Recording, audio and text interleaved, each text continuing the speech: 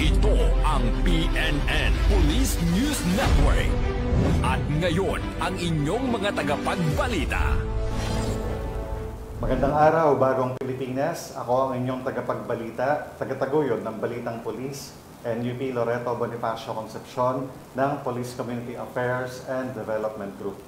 At ngayong araw ng Miyerkules, makakasama natin muli bilang special guest co-host, walang iba kundi si Miss Queen Jaira Hernandez, former Miss Teen International Grand Winner 2022. Magandang umaga, Miss Jaira. Magandang umaga po, Sir Eton, at magandang umaga sa ating mga manonood ngayon.